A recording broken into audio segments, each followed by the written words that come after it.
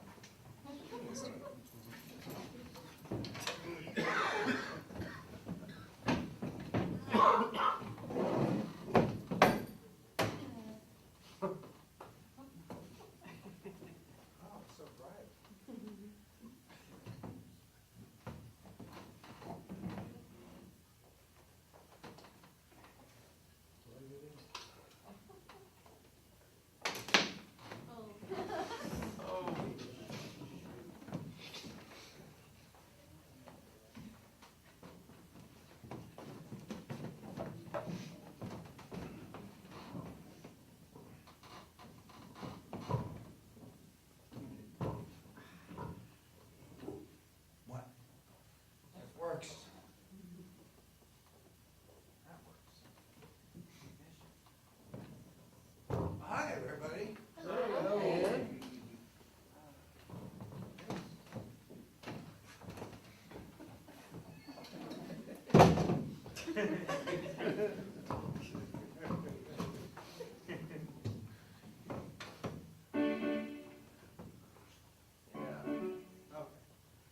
We're on. You got to know when to hold 'em, know when to fold 'em, know when to walk away, and know when to run. You never count your money when you're sitting at the table. There'll be time enough for counting when the dealing's done. Thank you. You know, in 2006, 2008, there were a lot of people who lost a lot of money. I unfortunately went into Fort Worth, Texas as an investment, and unfortunately I lost all of my savings. But there's one thing that my family and friends said that really cut me to the core. They said, "You gambled your money." Nothing could be further from the truth. I didn't gamble. He said, "No, you're a gambler. You're a gambler, and you're gambling." I said, "No, that is not true. I was hiding it from my wife." Memories of my 1031 exchange, misty watercolored memories of the way it was. Anyway, so right now there's a guy named Governor Perry, and he's going up and down to California right now saying the same thing they did in 2006 and 2008. He's saying Texas is the best state for business in the United States. And I love Governor Perry, I really do. And I just want to say that I just have a few words for him, you know, from the bottom of my heart. Fuck you, Governor Perry. You know that's bullshit. First of all, businesses are going to have to pay property taxes, which they do anyway. But second of all, they're going to have to pay all the sales tax for all the Texas people. They don't have sales tax. So if Texas is good for business, then I'm Shirley Temple.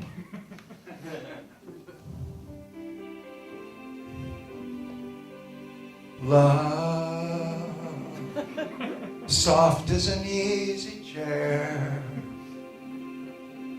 Love, fresh as the morning air. You know, I'm really not feeling really loving right now. In fact, you know, my life is not easy like it used to be. And this is my new economic bailout plan. I'd really appreciate a tip. Thank you. There's a yellow rose in Texas. She's looking mighty fine. But if you open a business there, you won't make a dime. No, really, I went into Fort Worth, and I spent too much time there, unfortunately, but I was in the ice cream place, and I asked the lady, I said, well, how's business? She says, I haven't seen anyone for 4 days. Then, this is the center of town. And then I went over to the souvenir shop, and I asked, oh, how's business? And I hadn't seen anyone for an hour. She says, we haven't seen anyone here for a week. So at least they need to be honest. You know, Texas, they don't have as much money as they do here in California. So sometimes when a Californian is going on the sidewalk, you know, you know, and we wear a little something different than they do there, immediately the Texas people spot us, you know, and little dollar signs go in their head. We're just a big wallet to them. And prices double for the 2-block square. But Texans actually have a great pastime. They actually sit at home in their cubicles. I mean, they sit at home in their cubicles, and they dream up ways to separate Californians from their money. But the truth of the matter is, you know, nothing cuts me to the core more than making fun of someone's background, their religion, their social status, what have you, all of those things that we care about so much. You know, for instance, I should know, I was raised in a very provincial, protected Jewish home, and we were taught many things that just weren't correct. But when I grew up, one of those things was that we might be discriminated against. We might not get a job. And thank goodness I realized at one point that that just wasn't the case. That really it was just because I was so lousy at whatever I did that no one would hire me.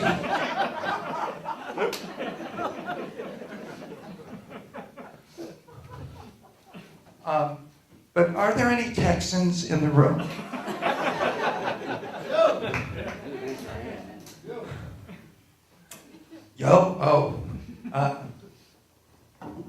Let's sing The Yellow Rose. There's a yellow rose in Texas. I'm going there to see. Nobody else knows her. Nobody but me. That's all. You know, I'm actually a very fair person. And I'd like to present the other side of the coin, the person who took me for everything. And I want to present him tonight. His name was Mr. Pecker. Now, his first name was Woody.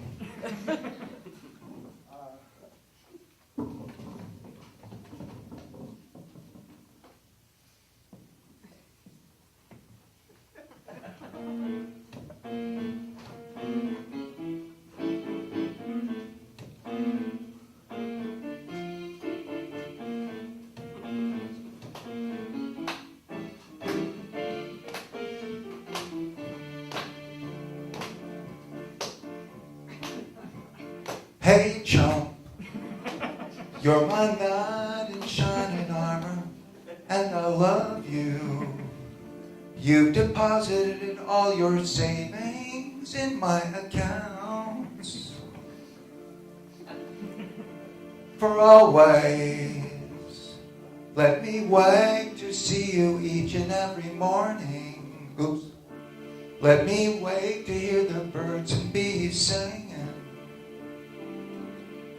in the new wing that you built on my 5,000 square foot home. Jumping.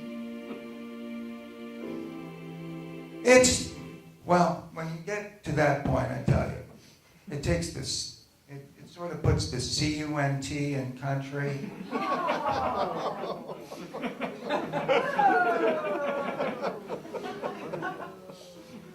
But anyway, I noticed there isn't a tip. These are grown-ups, right? I mean, you are over the age of 18. Oh, good. And really, I mean, my tip jar is still empty, and I'd really appreciate it if you recognized my entrepreneurial skills and contributed to my economic bailout fund. Really help a poor, penniless, indigent county. I do not want to depend on food stamps or the public assistance. And so this is just my attempt to anyway.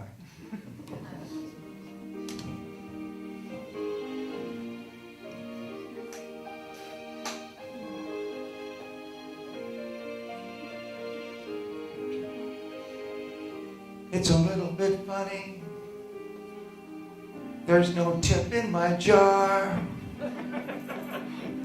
It's awfully rude of you.